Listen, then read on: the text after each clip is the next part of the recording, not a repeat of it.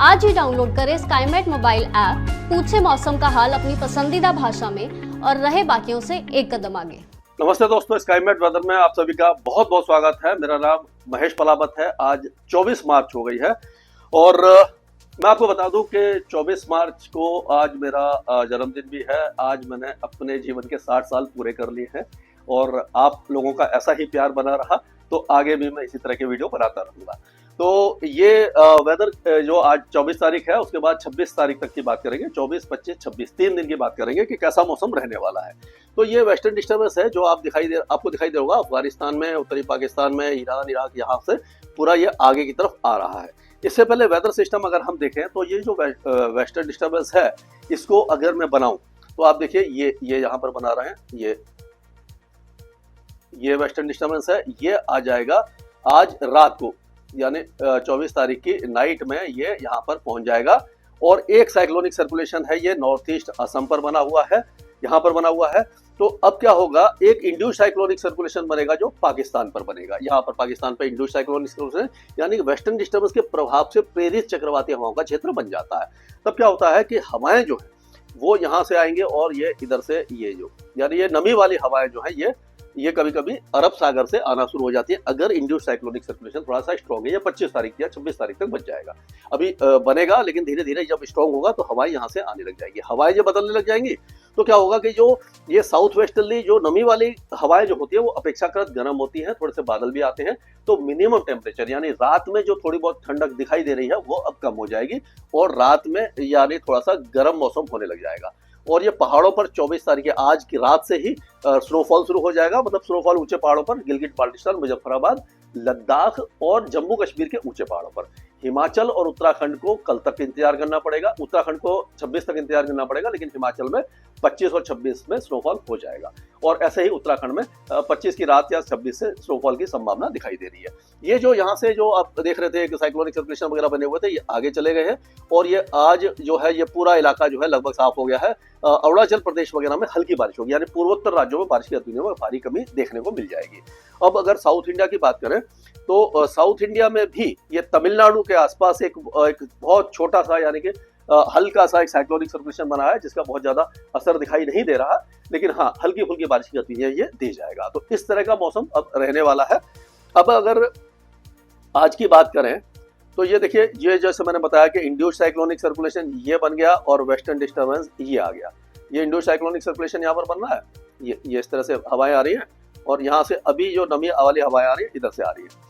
अब यहाँ पर एक एंटी साइक्लोन है हल्का सा, तो उसका असर यहाँ पर दिखाई दे रहा है। तो ये यहाँ पर बोल रहा हूँ तो वैसे लोगों समझ में कम आएगा, तो ये बता रहा हूँ कि जो गंगे पश्चिम बंगाल है और बांग्लादेश के दक्षिणी इलाकों में बारिश हो सकती है।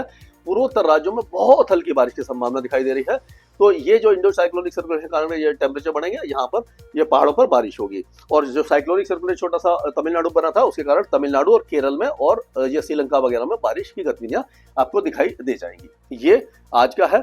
कल अगर देखेंगे तो ये जो इंडो साइक्लोनिक सर्कुलेशन और ज्यादा पास आ गया, यहाँ पर आ गया। ये पाकिस्तान के कई इलाकों में बारिश हो रही है, ये जो पूरे इलाकों में अफगानिस्तान में हो रही है और जो पहाड़ों पर भी ये हिमाचल के ऊंचे पहाड़ों पर हल्की फुल्की शुरू हो जाएगी। बाकी इलाकों में ऑलमोस्ट मौसम साफ रहने वाला है। और ये नमी वाली हवाएं आप देखिए यहाँ से ये इस तरह से आ रही है, पूरे इलाके से आ रही है और एक ट्रफ बना रही है। यहाँ तक ये अरब सागर में ट्रफ बना रही है और अरब सागर से हवाओं को खींच रहा है ये साइक्लोनिक सर्कुलेशन। यानी नमी वाली जब हवाएं आती हैं तो क्या होगा कि राजस्थान में 25-26 तारीख के आसपास एक बार फिर से तेज हवाएं चल सकती हैं। फसलों को नुकसान होने की आशंका है, थोड़ा सा ध्यान रखने की जरूरत है।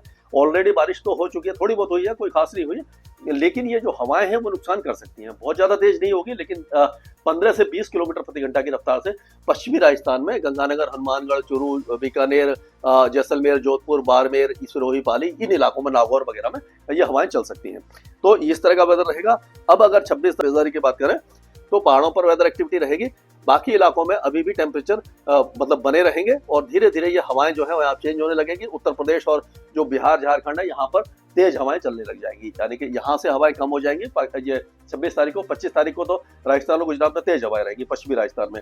26 तारीख को हवाओं की रफ्तार में कमी आएगी, लेकिन जो पूर्वी उत्तर प्रदेश और बिहार और झारखंड में हवा तेज हो जाएगी, तो वहां पर भी फसलों को नुकसान होने की आशंका हमें नजर आ रही है।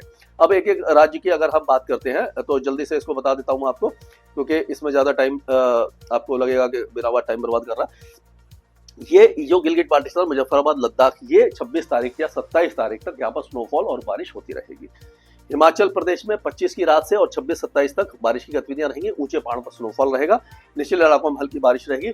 उत्तराखंड में 26 और 27 तारीख को स्नोफॉल और बारिश होगी, वो ऊंचे पहाड़ों पर। निचले इलाकों में कोई खास वेदर एक्टिविटी नहीं होगी। देहरादून, मसूरी, नैनीताल वगैरह में बादल छाएंगे या हल्की बूंदाबांदी कहीं कहीं हो सकती है। अब अगर पंजाब की बात करते हैं तो पंजाब में दिन और रात के टेम्परेचर बढ़ेंगे। जो कई भाई बहन बोल रहे थे कि रात में अभी भी ठंडी हवा चल रही है और हम लोग हल्का सा छोटा कंबल या पतला कंबल लेके सो रहे हैं, अब वो हट जाएगा क्योंकि टेम्परेचर बढ़ने वाले हैं। दिल्ली और हरियाणा में भी इसी तरह का मौसम रहेगा। मिनिमम और मैक्सिमम टेम्परेचर दोनों बढ़ेंगे। हीट वेव की अभी फिलहाल संभावना नहीं है, लेकिन हाँ, तापमान बढ़ने की जरूर संभावना दिखाई दे रही है। यहाँ पर उत्तर पश्चिमी हवाएं ही चलती रहेंगी पूरे उत्तर प्रदेश में, और जो उत्तर प्रदेश के मध्य भागों में, पूर्वी भागों में जो बारिश की गतिविधियां आपने देखी थी कल परसों, वो अब समाप्त हो गई हैं। अब अगले कम से कम एक सप्ताह तक कोई वेदर एक्टिविटी यहाँ पर नहीं होगी। बिहार और झारखंड में भी कोई मौसमी गतिविधि आपको दिखाई नहीं देगी। जैसे मैं बताया, बिहार और झारखंड के उत्तरी इलाकों में, बिहार के ज्यादातर इलाकों में तेज हवाएं चलेंगी। पूर्वी उत्तर प्रदेश में भी 26-27 तारीख को तेज हवाएं चल सकती है। पूर्वोत्तर, ये गंगे पश्चिम बंगाल में आज हल्की फुल्की बौछारें रह सकती हैं, मतलब बहुत हल्की एक आध जगह पर, या बादल छा सकते हैं, बाकी सारा इलाका सूखा रहेगा। पूर्वोत्तर राज्यों में भी कोई वेदर एक्टिविटी दिखाई नहीं दे रही है। असम और अरुणाचल प्रदेश के जो पहाड़ी इलाके हैं वहां पर बूंदाबांदी हो सकती है, बाकी कोई वेदर एक्टिविटी आपको दिखाई नहीं देगी। राजस्थान में मौसमी गतिविधि तो नहीं होगी, लेकिन 25 तारीख को इन सारे इलाकों में तेज हवाएं चलेंगी, दक्षिण पश्चिम दिशा से चलेंगी। उसके बाद हवा कम हो जाएगी, मिनिमम और मैक्सिमम टेम्परेचर बढ़ेंगे। हीट वेव की संभावना भी दिखाई दे रही है। उसी तरह से मध्य प्रदेश का मौसम अब साफ हो गया है, यहाँ पर भी अब धीरे धीरे टेम्परेचर बढ़ने वाले हैं। छत्तीसगढ़ और उड़ीसा में भी कोई मौसमी गतिविधि नहीं है, लेकिन यहाँ पर तापमान बढ़ेंगे। गर्मी 2 दिनों के बाद यहाँ पर बढ़ जाएगी काफी ज्यादा। अगर गुजरात की बात करें तो गुजरात में ऑलरेडी 39 और 40 डिग्री का आंकड़ा छू चुका है। फिर से 42 और 43 डिग्री का आंकड़ा मंथ एंड में आ जाएगा। गर्मी काफी ज्यादा भीषण गर्मी अब दिखाई देने वाली है। महाराष्ट्र के कई इलाकों में, इंटीरियर पार्ट्स में, जलगांव और संभाजी नगर और ये जलना, बुलढाना, वाशिम, बीड, परवनी, नांदेड़, लातूर, हिंगोली, जलना, उस्मानाबाद, ये सारे इलाके काफी ज्यादा गर्म होने वाले हैं। और अब तेलंगाना में कोई मौसमी गतिविधि नहीं है, मौसम गर्म हो जाएगा। आंध्र प्रदेश में भी गर्मी बढ़ेगी। कर्नाटक के तटीय इलाकों में हल्की फुल्की बारिश हो सकती है, दक्षिणी तटीय इलाकों में। केरल में भी हल्की बारिश है। तमिलनाडु के दक्षिणी इलाकों में हल्की बारिश है। अंडमान और निकोबार के दक्षिणी भागों में तेज बारिश है और लक्षद्वीप में हल्की बारिश है। तो इस तरह का मौसम अब रहने वाला है। कुल मिलाकर के यह कहा जा सकता है कि पहाड़ों पर वेदर एक्टिविटी होगी, लेकिन बाकी जो हिंदुस्तान है वहां पर अब धीरे धीरे तापमान बढ़ने वाले हैं। स्काईमेट वेदर में अभी के लिए इतना ही। मौसम से जुड़ी सटीक जानकारी और खबरों के लिए हमारे YouTube चैनल को सब्सक्राइब करें और बेल आइकन दबाकर हर खबर पर रखें नजर।